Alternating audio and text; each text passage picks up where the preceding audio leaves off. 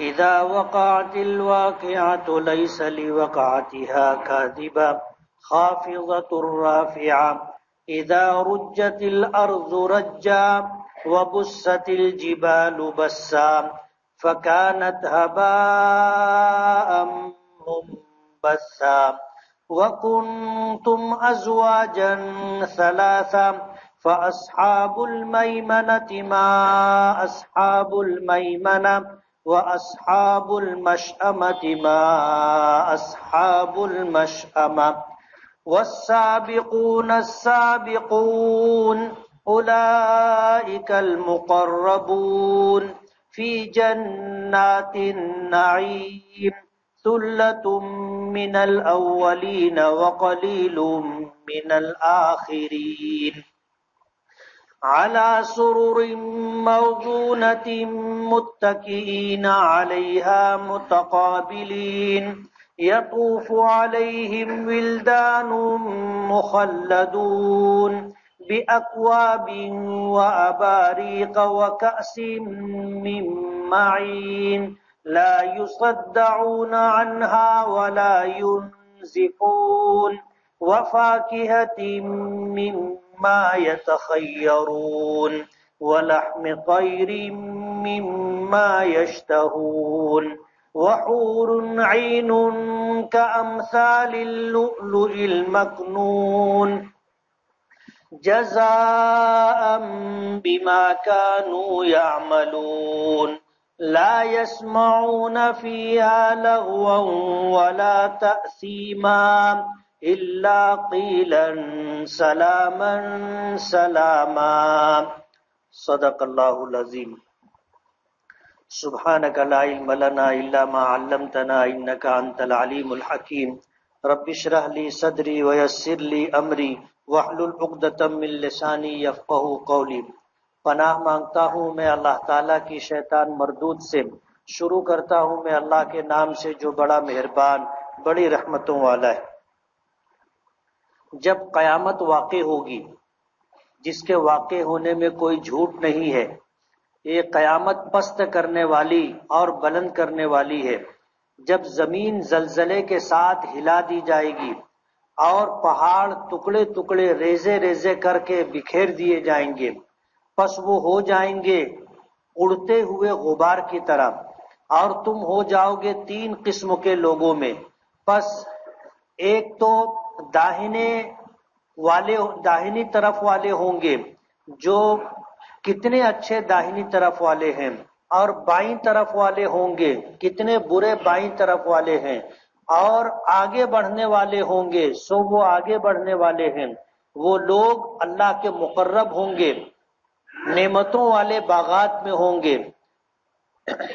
یہ پہلوں میں بہت بڑی تعداد ہوگی، اور تھوڑے آخر لوگوں میں ہوں گے جو سونے سے بنے ہوئے تخت پر بیٹھے ہوں گے، ٹیک لگائے ہوئے آمنے سامنے.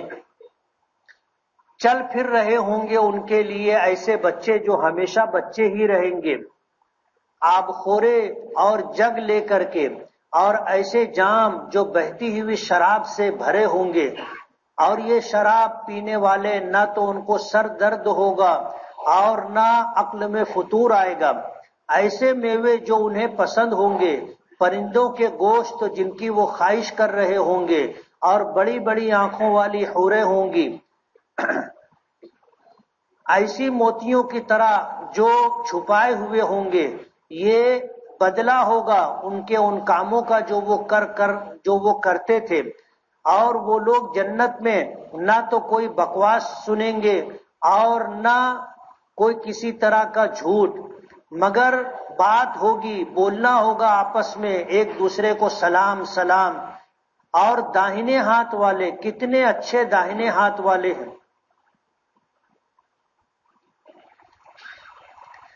یہ سورہ واقعہ ہے اور مکی سورتوں کی فہرست میں اولین موقع پر نازل ہونے والی سورت ہے، جس میں 96 آیتیں اور 3 رکوع ہیں. بارہا آپ نے یہ بات سنی کہ ہجرت سے پہلے جو سورتیں یا آیتیں نازل ہوئی وہ مکی کہلاتی ہیں، اور جب آپ نے مکے سے مدینے کی ہجرت کی تو اس کے بعد جو آیتیں یا سورت نازل ہوئی اسے مدنی کہا جاتا ہے۔ سورہ واقعہ نبی کریم صلی اللہ علیہ وسلم پر اس وقت نازل ہوئی جب آپ مکہ مکرمہ میں تھے، وحی کا نزول ہو چکا تھا۔ جو مکے میں وحی کے نزول کے بعد ابتدائی زمانہ تھا، اس زمانے کے اندر یہ سورت نازل ہوئی۔ اس سورت کا نام سورہ واقعہ ہے۔ واقعہ کے معنی پیش آنے والی، جس کے آنے میں کسی قسم کا تردد اور کسی قسم کا شک شبہ نہیں ہے۔ قیامت کے ناموں میں سے ایک نام واقعہ بھی ہے، اس لیے کہ وہ تو بہرحال آنے والی ہے۔ واقعہ کے معنی پیش آنے والی چیز، جیسے ہم لوگ کہتے ہیں نا کہ ایک واقعہ ہے، ایک واقعہ، ایک قصہ، ہم کہتے ہیں ایک واقعہ، یعنی جس کا پیش آنا بالکل حتمی ہو، شک شبے والی بات نہ ہو۔ قیامت کے بہت سارے نام ہیں، ان ناموں میں سے ایک نام واقعہ بھی ہے، اسی لیے اس سورت کا نام سورۃ الواقعہ رکھا گیا۔ حضرت ابوبکر صدیق رضی اللہ تعالی عنہ نے نبی کریم صلی اللہ علیہ وسلم کے سر کے بالوں میں اور داڑھی کے بالوں میں سفید بال دیکھے تو کہنے لگے قد شبت یا رسول اللہ، اللہ کے رسول آپ بوڑھے ہو گئے۔ تو حضور نے فرمایا نام شیبتنی ہود والواقعہ والمرسلات وعما یتساءلون واذا الشمس کورت۔ اور ایک روایت میں آتا ہے کہ جب حضرت ابوبکر صدیق نے کہا کہ قد شبت یا رسول اللہ، تو آپ نے فرمایا کہ شیبتنی ہود و اخواتها، کہ مجھے سورہ ہود اور ہود جیسی سورتوں نے بوڑھا کر دیا۔ اور ایک روایت میں آپ نے اس کی وضاحت کی، مجھے سورہ ہود نے، سورہ واقعہ نے، سورہ مرسلات نے، سورہ عما یتساءلون نے اور سورہ اذا الشمس کورت کے نزول نے بوڑھا کر دیا۔ یہ وہ صورتیں ہیں جس میں قیامت کے تعلق سے باتیں ذکر کی گئی ہیں۔ اور ظاہر بات ہے جو آدمی جتنا زیادہ واقف ہوتا ہے، جانکار ہوتا ہے، اس کو اتنی زیادہ بے چینی اور پریشانی ہوتی ہے، اور جو آدمی بالکل غافل ہوتا ہے اس کو کوئی پرواہ نہیں ہوتی۔ جیسے بچے، گھر میں میت ہو جائے، کوئی رو رہا ہو، گھر میں پریشانی ہو، بچوں کو اس سے کوئی پرواہ نہیں ہوتی، اس لیے ان کو سمجھتا ہی نہیں۔ دیوانہ اور پاگل ہو، کچھ بھی ہو جائے، اس کو کسی بات کی پرواہ نہیں ہوتی۔ اسی طرح جن لوگوں کو جتنی کم معلومات ہوتی ہے ان کی بے چینی پریشانی اتنی کم ہوتی ہے۔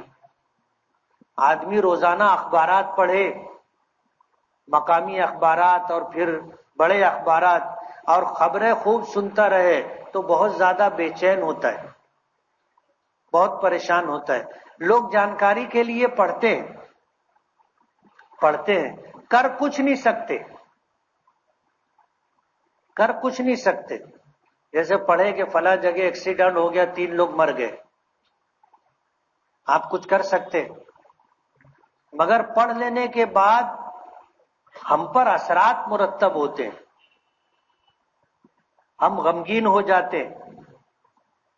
ہر بات آدمی پر اثر انداز ہوتی ہے، اچھی خبر آتی ہے اس کا بھی اثر پڑتا ہے، بری خبر ہوتی ہے اس کا بھی اثر پڑتا ہے۔ اس لیے نبی کریم صلی اللہ علیہ وسلم نے بری چیزوں کے دیکھنے سے منع فرمایا۔ کہیں حادثہ ہو گیا، ہاتھ پیر ٹوٹ گئے، کسی کا انتقال ہو گیا، لوگ بھیڑ لگا کر کے جمع ہو کر کے پوچھتے کہاں ہوا، کیسے ہوا۔ اب ظاہر بات ہے آدمی دیکھ لیتا ہے، اس کے اثرات مرتب ہوتے۔ اگر ہم کچھ نہیں کر سکتے تو ہمیں وہاں پر رکنا نہیں چاہیے، معلومات جانکاری نہیں لینا چاہیے۔ ہاں اگر کسی کو مدد کی ضرورت ہے تو پھر وہاں رکنا نہیں چاہیے، وہاں پر نظر انداز نہیں کرنا چاہیے، رک کر کے ان کی مدد کرنا چاہیے، یہ اسلام کا حکم ہے۔ لیکن جہاں ہم کچھ نہیں کر سکتے ان جیسے معاملات کے اندر نہیں پڑنا چاہیے۔ انبیاء کرام علیہم الصلاۃ والسلام تمام انسانوں میں سب سے زیادہ آخرت میں پیش آنے والے اچھے برے حالات سے واقف ہوتے، اسی لیے ان کو جنت کی نعمتوں سے متعلق اور جہنم کے عذاب سے متعلق جانکاری زیادہ ہوتی ہے، تو جنت کے تذکرے پر خوش بھی ہوتے ہیں اور جہنم کے تذکرے پر روتے بھی ہیں۔ اس لیے جس کی جتنی زیادہ واقفیت ہوتی ہے اس کے لیے حالات اسی طرح کے ہوتے۔ نبی کریم صلی اللہ علیہ وسلم نے جب سورہ ہود نازل ہوئی، سورہ واقعہ، سورہ مرسلات، سورہ عما یتساءلون، اذا الشمس کورت، ان سورتوں کے نزول کی وجہ سے آپ پر بڑھاپا آ گیا، آپ کے بالوں میں سفیدی آ گئی۔ حضرت ابو بکر صدیق رضی اللہ تعالی عنہ نے کہا قد شبت یا رسول اللہ، اللہ کے رسول آپ بوڑھے ہو گئے۔ تو حضور نے فرمایا کہ نام شیبتنی ہود و اخواتها، کہ مجھے سورہ ہود اور ہود جیسی سورتوں نے بوڑھا کر دیا، اس میں سے ایک سورہ واقعہ بھی۔ اس کی پہلی آیت ہے اذا وقعت الواقعہ، جب قیامت واقع ہوگی۔ اب ظاہر بات ہے آغاز ہی یہاں سے ہے، اس لیے واقعہ کے لفظ سے اس سورت کا نام ہی واقعہ پڑ گیا۔ اس سورت کے متعلق آتا ہے حضرت عبداللہ ابن مسعود رضی اللہ تعالی عنہ حالات کے تعلق سے ان سے بات چیت ہوئی تو انہوں نے اپنے حالات ذکر کیے کہ میں آخرت کے تعلق سے بہت زیادہ فکر مند ہوں اور دنیا کے تعلق سے پریشان ہوں، اور بھی حالات ذکر کیے۔ تو کسی نے کہا کہ آپ کی بیٹیاں بھی تو ہیں، بیٹیوں کے تعلق سے آپ کی کیا سوچ ہے؟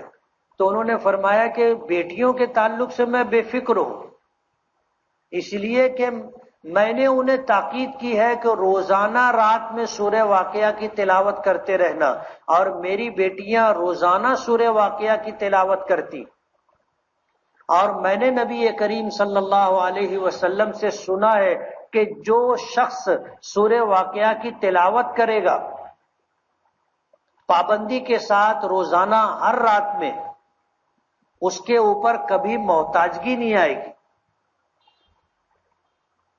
محتاجگی نہیں آئے گی۔ ظاہر بات ہے ہم لوگ دنیاوی حالات میں ہوتے، اور کبھی ایسا ہوتا ہے کہ گھر میں آمدنی کم ہونے کی وجہ سے فاقے کی نوبت آتی ہے، بیمار ہونے کی وجہ سے علاج و معالجے کی ضرورت پیش آتی ہے، اور ہمارے پاس انتظام نہیں ہوتا، ہم پریشان ہوتے ہیں، خوشی غمی کے حالات پیش آتے ہیں جس میں ہم بے بس ہو جاتے ہیں، اور یہ ہر ایک کے ساتھ ہوتا ہے، یہ دنیا ہے، ان حالات سے سب کو گزرنا ہے۔ لیکن جو شخص روزانہ رات میں سورہ واقعہ کی تلاوت کرے گا انشاءاللہ حضور نے فرمایا اس پر کبھی ایسے حالات نہیں آئیں گے کہ وہ مجبور ہو جائے۔ 3 رکوع ہے، 3 رکوع ہے، مشکل سے 5 منٹ لگتا ہے پڑھنے میں، اور اگر آپ زبانی یاد کر لیں تو آپ کو پھر بیٹھنا بھی نہیں پڑے گا قرآن شریف لے کر کے، آپ چلتے پھرتے سورہ واقعہ کی تلاوت کر لیں گے۔ گھر کے ہر فرد کو تاکید کرنا چاہیے کہ وہ قرآن کریم پڑھیں اور روزانہ رات میں سورہ واقعہ کی تلاوت کریں۔ اس سورت کی برکت یہ ہے کہ اس سورت کا تلاوت کرنے والے کو اللہ پاک کسی کا محتاج نہیں بنا دے، ساری ضرورتیں اللہ اپنے خزانے غیب سے پوری کریں گے۔ اس لیے سورہ واقعہ کی روزانہ رات میں تلاوت کرنی چاہیے۔ کریں گے نا؟ کتنے لوگ کریں گے؟ ہاتھ اٹھانا۔ 5 منٹ بھی نہیں لگتا، 5 منٹ۔ 3 رکوع ہے، جو لوگ روانی سے قرآن کریم پڑھتے ہیں وہ 3 منٹ کے اندر سورہ واقعہ کی تلاوت کر لیں گے۔ آپ 5 منٹ پکڑ لو، 5 منٹ میں سورہ واقعہ کی تلاوت ہو جائے گی، اور اس کی برکت یہ ہے کہ اگر آپ پابندی سے روزانہ پڑھیں گے تو زندگی بھر کسی کی محتاجگی نہیں رہے گی، کسی کی محتاجگی نہیں رہی۔ جو ضرورت آپ کی ہوگی کسی سے قرض نہیں لینا پڑے گا، کسی سے بھیک نہیں مانگنی پڑے گی۔ آپ کی ضرورت ہے سورہ واقعہ کی تلاوت کرو گے، اس کی برکت سے اللہ کبھی برے حالات نہیں آنے دے گا، جو ضرورت ہوگی اللہ اپنے خزانے غیب سے پوری کرے گا۔ اس لیے اس کی روزانہ تلاوت کریں گے نا؟ جب قیامت واقع ہوگی، اور قیامت کے آنے میں کسی قسم کا جھوٹ نہیں ہے، لیس لیوقعتھا کاذبہ، قیامت کے پیش آنے میں کسی طرح کا جھوٹ نہیں ہے، ہر حال میں قیامت آئے گی اور یہ دنیا ختم ہو جائے گی، آسمان و زمین سمیٹ دیے جائیں گے۔ خافضۃ الرافعہ، جب قیامت آئے گی تو یہ قیامت بہت سارے لوگوں کو پست کر دے گی، یعنی ذلیل کر دے گی، بہت سارے لوگوں کو بلند مرتبوں تک پہنچا دے گی۔ خافضہ پست کرنے والی، ذلیل کرنے والی، رافعہ بلند کرنے والی، عزت کے مقام تک پہنچانے والی۔ ظاہر بات ہے قیامت آ گئی تو ہر ایک کو ان کے اعمال کے مطابق جگہ ٹھکانہ ملے گا۔ جنہوں نے ایمان سے روگردانی کی، کفر و شرک میں زندگی گزاری، ان کو یہ ذلیل کر دے گی، پست کر دے گی، جہنم کے گہرے گڑھے میں ڈال دے گی، اور جو ایمان لائے، نیک اعمال کیے، ان کو بلند کرے گی، جنت تک پہنچا دے گی۔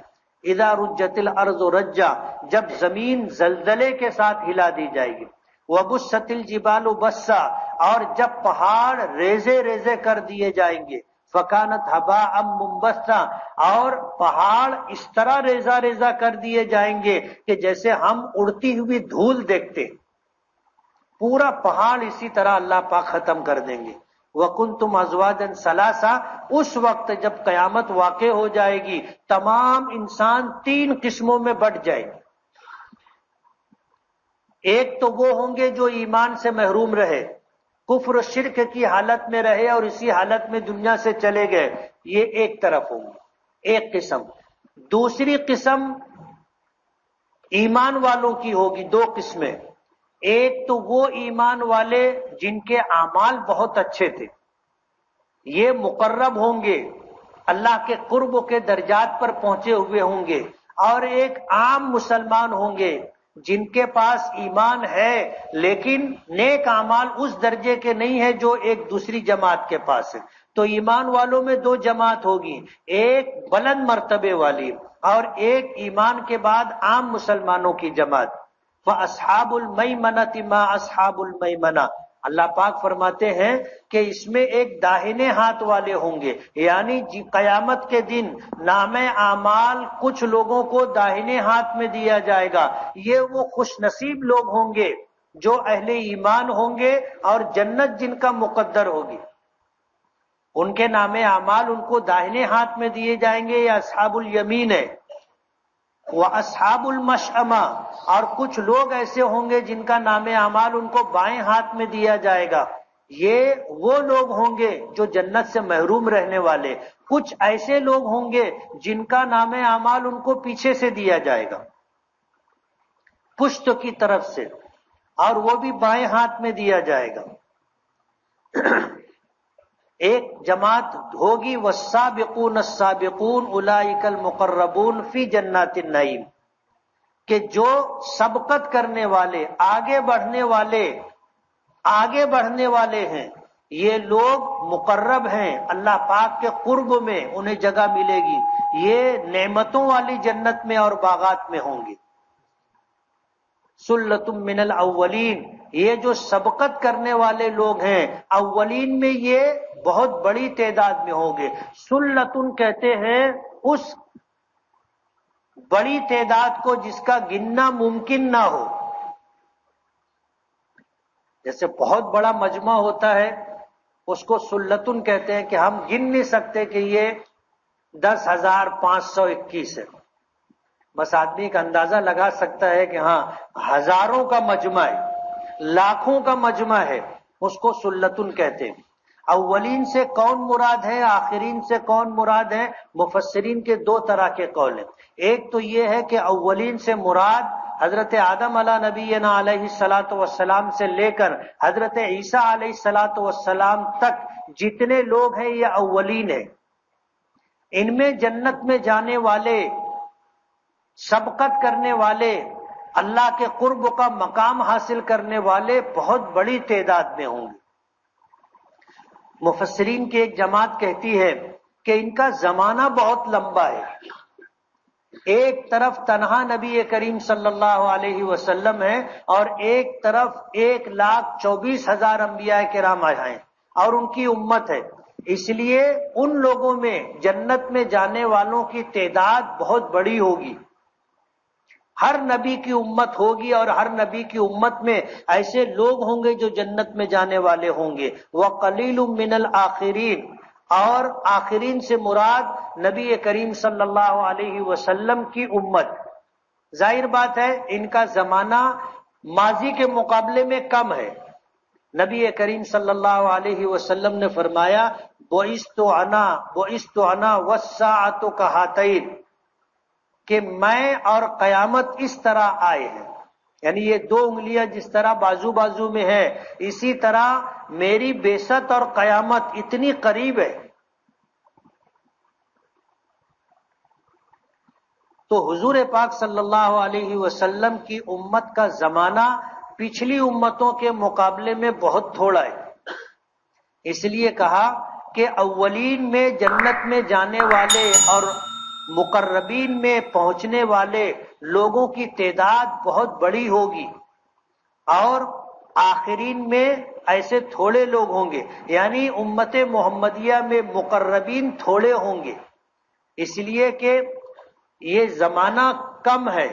آپ کی امت کے افراد جو ہیں، ایک روایت میں آتا ہے کہ حضور نے فرمایا کہ جنت میں جانے والوں میں تمہاری تعداد 10% ہوگی.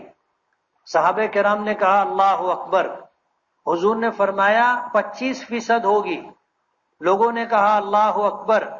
پھر حضور نے فرمایا مجھے گمان ہے کہ تمہاری تعداد 50% ہوگی، یعنی جنت میں جتنے لوگ جائیں گے آدھے پچھلی امت کے لوگ ہوں گے، آدھے تم ہوگے.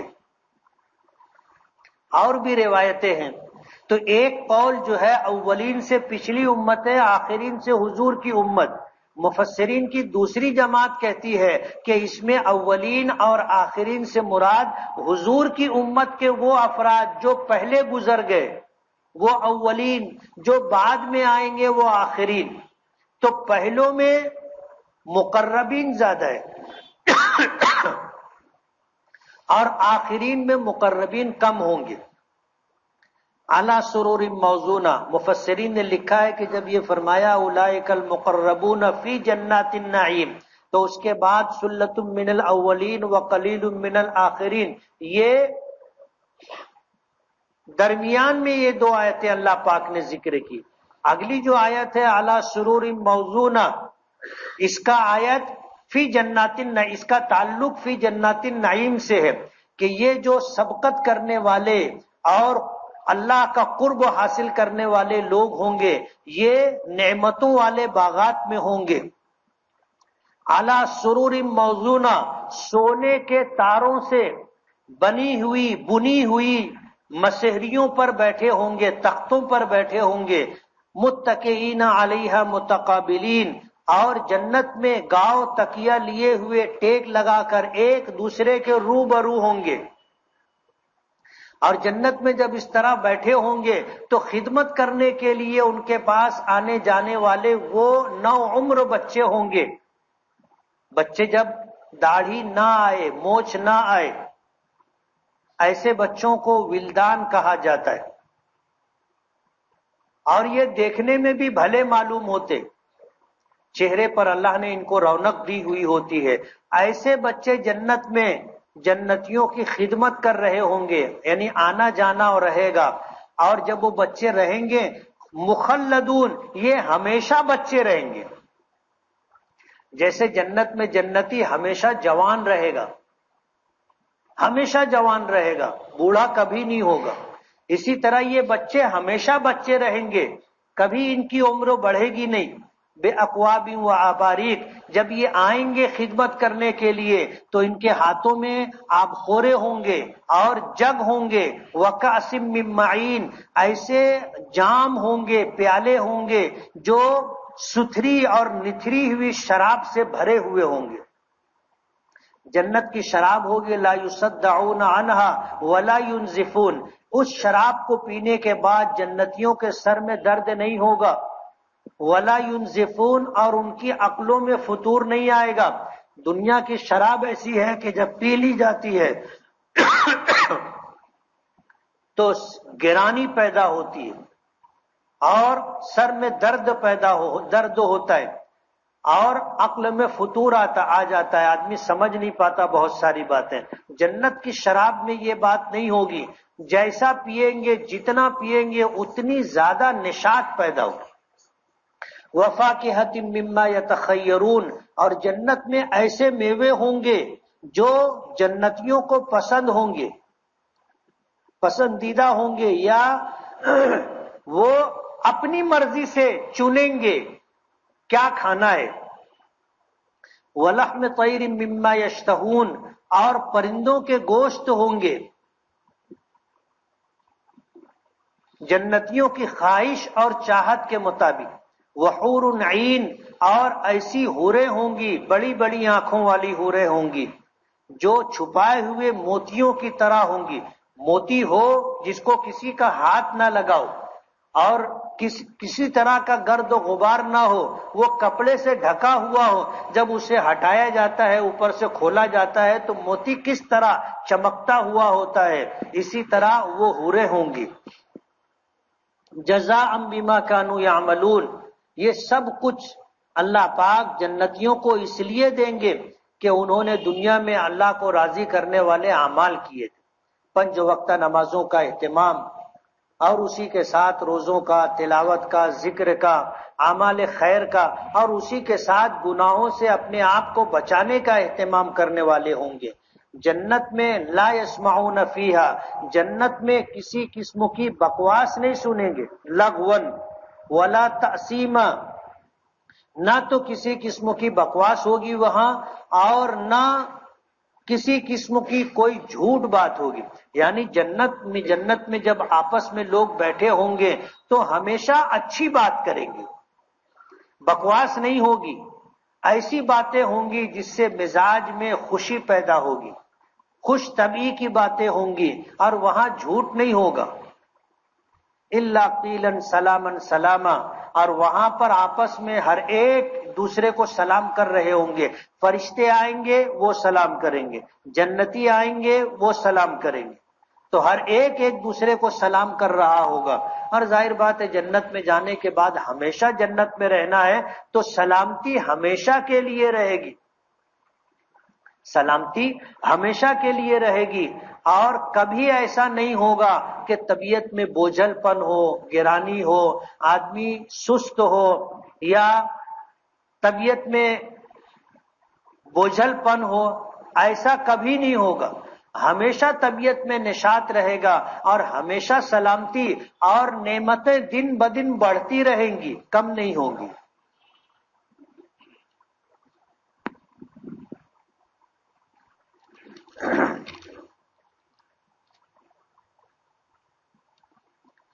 ہم دوسروں کی حسد سے کیسے بچ سکتے ہیں؟ جب ہمیں کم ملتا ہے اور دوسروں کو زیادہ ملتا ہے تو عجیب سی کیفیت ہوتی ہے، اسے کیسے صحیح کریں؟ حسد اپنے اختیار کی بات ہے۔ اختیار سے مطلب یہ ہے کہ جیسے کسی کو ہمارے مقابلے میں نعمت زیادہ ملی تو حسد کا مطلب یہ ہوتا ہے کہ آدمی چاہتا ہے یا کبھی کوشش کرتا ہے کہ اس کے پاس سے یہ نعمت چھن جائے، ضائع ہو جائے۔ تو جب اس طرح کے خیالات دل میں آئیں تو اللہ سے دعا کرنی چاہیے کہ اللہ مجھے اس مصیبت سے بچا لے۔ کسی کو نقصان پہنچانے کی اور کسی کے لیے برا جذبہ دل میں پیدا ہو، ایسے خیالات سے اپنے آپ کو بچانا چاہیے۔ گھر پر عورتوں کو جماعت سے تراویح پڑھا سکتے ہیں کیا؟ عورتوں کی جماعت مکروہ ہے، بغیر تداعی کے یعنی بغیر دعوت دیے ایسے کچھ عورتیں جمع ہو جائیں تھوڑی تعداد مقدار میں، اور ان میں کوئی عورت حافظ قرآن ہو تو اس کی گنجائش ہے، ورنہ گنجائش نہیں۔ ہم گناہ کبیرہ کی معافی کیسے مانگے؟ گناہ ہوتا ہے، چھوٹا ہو یا بڑا ہو۔ معافی کا مطلب یہ ہے کہ آدمی توبہ کرے۔ توبہ سے مراد پہلے گناہ کرنا چھوڑ دے اور پھر اللہ کے سامنے شرمندگی کا اظہار کرے معافی مانگے اور آئندہ یہ گناہ نہ کرنے کا عزم کر لے، اس کو کہتے ہیں توبہ۔ اور جب اس طرح آدمی توبہ کرتا ہے، اللہ سے معافی مانگتا ہے، تو اللہ اسے معاف کر دیتے۔ نماز تراویح میں پہلی 10 رکعت میں پہلے پارے کی 10 رکوع اور بعد کی 10 رکعت میں چھوٹی چھوٹی 10 آیتیں 10 سورے پڑھا سکتے ہیں کیا؟ اگر ہم حافظ قرآن ہیں تو ترتیب سے پورا قرآن پاک پڑھنا چاہیے اور پورا رمضان پڑھنے کی کوشش کرنا چاہیے، یعنی 29ویں شب میں قرآن پاک ختم کریں۔ بعض لوگ 27 کو ختم کرتے ہیں اور بعض لوگ 20 کو ہی ختم کر دیتے ہیں، بعض لوگ 10 کو ختم کر دیتے ہیں، بعض لوگ 3 دن میں 5 دن میں ختم کر دیتے۔ بہتر یہ ہے کہ 29ویں شب میں ختم کریں۔ نماز جنازہ میں سلام ہاتھ چھوڑ کر پھیرنا چاہیے یا سلام پھیر کر ہاتھ چھوڑنا چاہیے؟ ہم لوگ ہاتھ باندھتے ہیں نماز میں اور نماز جنازہ میں، تو سلام سے نماز مکمل ہوتی ہے۔ بہتر طریقہ یہ ہے کہ جب ہم چوتھی تکبیر کے بعد، ہم تیسری تکبیر کے بعد دعا پڑھ لیے اور ہم نے چوتھی تکبیر کہہ لی تو ہاتھ چھوڑ کر کے سلام پھیرنا چاہیے، ہاتھ چھوڑ دے اس کے بعد سلام پھیرے۔ لیکن اگر آدمی ہاتھ بھی باندھا رہا اور سلام پھیر دیا تو نماز میں کوئی خرابی نہیں آتی، لیکن بہتر یہ ہے کہ ہاتھ چھوڑ دے۔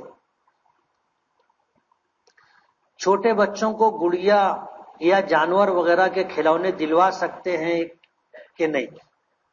کھلونا دلانا چاہیے لیکن تصویروں والے نہیں۔ گڑیا ہوتی ہے یا جانوروں کے تصویریں، یہ نہیں دلانا چاہیے، دوسرے کھلونے دلانا چاہیے۔ جن گھروں میں تصویریں ہوتی ہیں اور اس طرح جانوروں کی شکل کے کھلونے ہوتے ہیں، رحمت کے فرشتے گھر میں نہیں آتے۔ اگر کوئی بالغ شخص یہ بولے کہ جس لڑکی سے میرا نکاح ہوگا اس کو طلاق، تو کیا نکاح ہوتے ہی طلاق واقع ہو جائے گی؟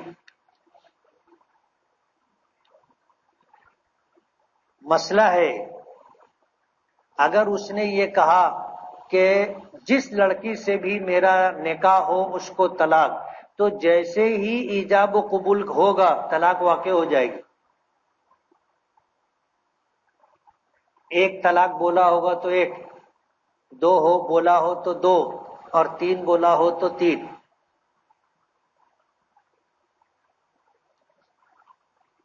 میرے گھر کے مالی حالات بہت خراب ہیں، ہر وقت ٹینشن رہتا ہے، رہنمائی فرمائے۔ روزانہ سورہ واقعہ کی تلاوت کرنے کا۔ کسی غیر مسلم شخص کو زمزم یا اس طرح کی کوئی چیز یا دم کیا ہوا پانی یا تعویذ دے سکتے ہیں؟ دے سکتے۔ باجماعت نماز میں سلام کے مکمل ہونے کے بعد بقیہ رکعتیں پوری کریں یا سلام کے ساتھ ہی کھڑا ہو جائے۔ امام کی ابتدا میں نماز پڑھ رہا ہے، کچھ رکعتیں چھوٹی ہیں، امام پہلا سلام پھیرا، ان کی نماز مکمل ہو گئی۔ دوسرا سلام سنت ہے، تو دوسرا سلام کا جب یہ ہوا کہ السلام علیکم، تو کم پر ہمیں کھڑے ہو جانا چاہیے، اور اگر تھوڑا تاخیر بھی ہو گئی تو کوئی حرج نہیں۔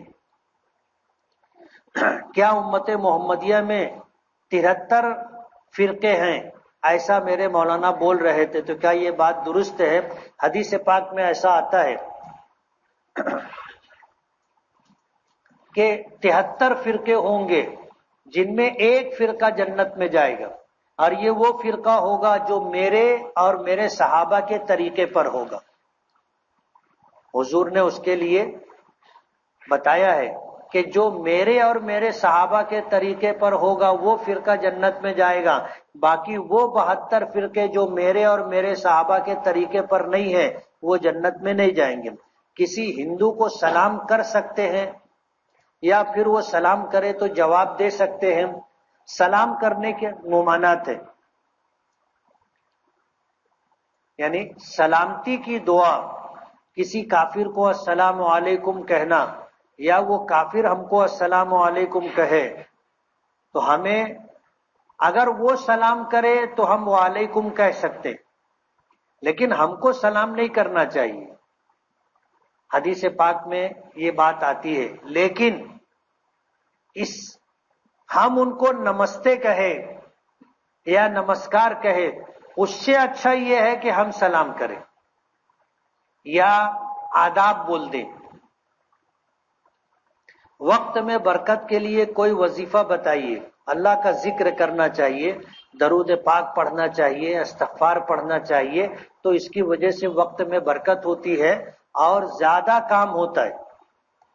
وقت میں برکت کا مطلب یہ ہے کہ آدمی تھوڑی دیر بھی سویا تو نیند پوری ہو جاتی ہے، تھوڑا کھانا کھایا تو بھی وہ اس کے لیے کافی ہوتا ہے، کم کپڑا اس کے پاس ہے تو بھی اس کی عزت میں کوئی کمی نہیں آتی، کم وقت ہے اس میں زیادہ کام ہو جاتا ہے. تو برکت ہر چیز میں ہوتی ہے، لیکن برکت نیت اور اللہ کے ذکر سے آتی ہے. شیئر مارکیٹ میں پیسہ لگانا کیسا ہے؟ جبکہ بعض علماء اس کو ناجائز، بعض حرام اور بعض جائز کہتے ہیں. اصل میں بنیادی بات یہ ہے کہ جس کاروبار کا شیئر لے رہے ہیں، اگر وہ کاروبار حلال ہے تو ہم شیئر لے سکتے ہیں، حلال ہے. اگر وہ کمپنی شراب بناتی ہے یا اپنا پیسہ سودی قرض کے طور پر دیتی ہے تو پھر حرام ہے.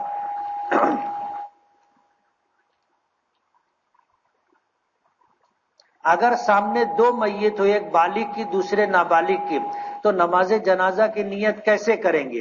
کیا دونوں کی نماز الگ الگ پڑھیں گے یا پھر دونوں کی ایک ساتھ؟ اور جب دو بالغ میت ہو تو نیت کیسے کریں؟ نیت کا مطلب یہ ہے دل کا ارادہ، اور یہ ہے کہ اگر ہم نماز کے لیے کھڑے ہوئے، ہمارے یہاں عام طور پر جو چلن ہے کہ ہر میت کی نماز جنازہ الگ پڑھی جاتی، جبکہ ایسا ضروری نہیں ہے. میت ایک ہو 10 ہو، سامنے ہو، ایک نماز جنازہ سب کے لیے کافی ہے. اب اگر ہم نماز جنازہ پڑھ رہے ہیں، میت ایک سے زائد ہے اور ہمیں ایک ہی نماز پڑھنی ہے، تو ہم دونوں کی نیت کر سکتے ہیں کہ نماز جنازہ بالغ مرد و عورت کے لیے یا نابالغ بچے یا بچی کے لیے.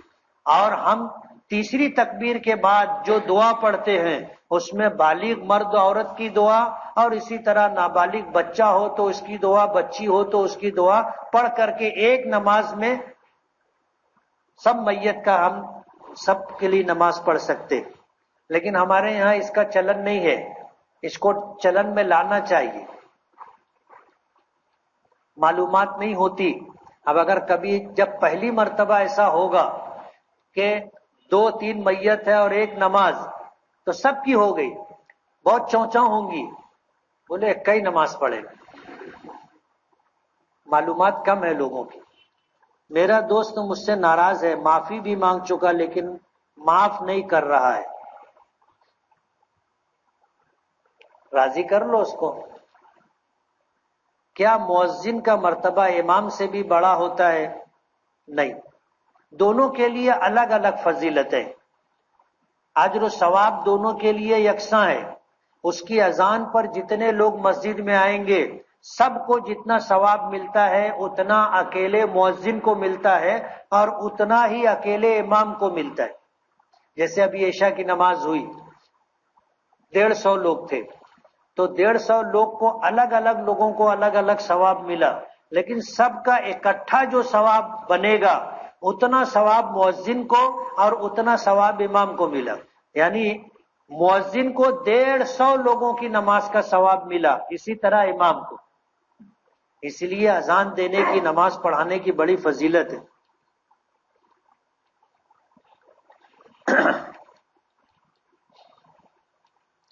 عبد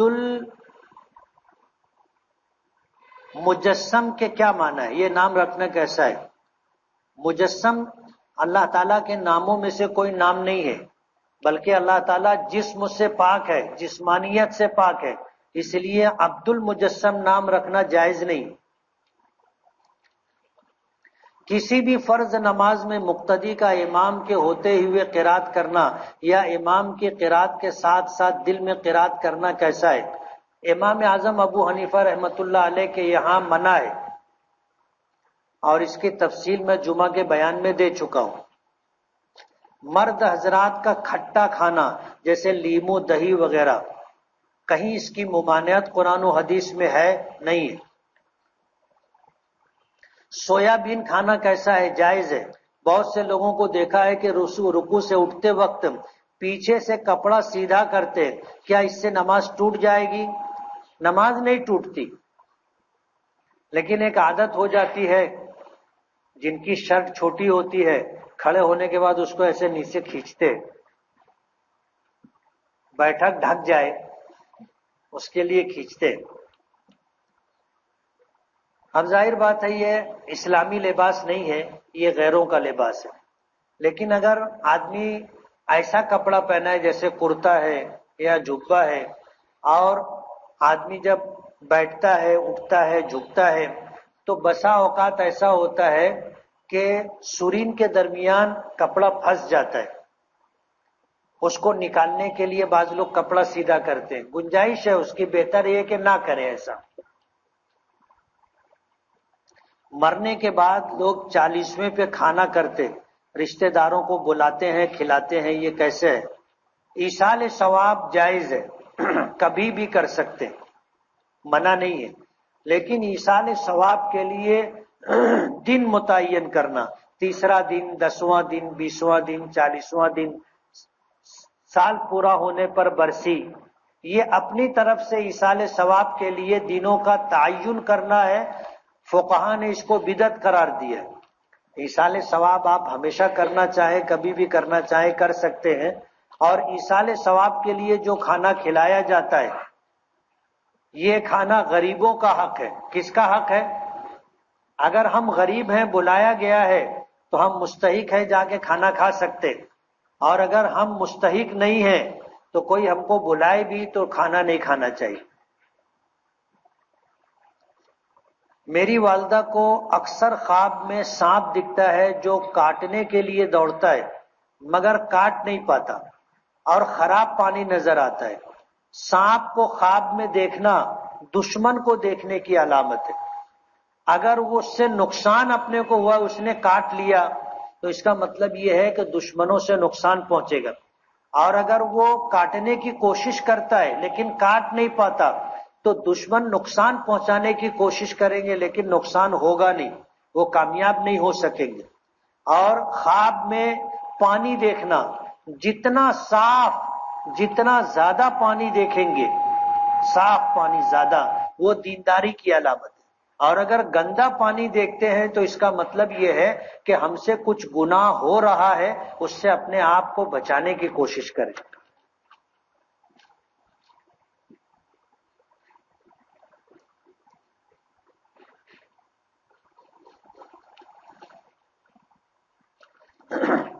بسم اللہ الرحمن الرحیم، الحمد للہ رب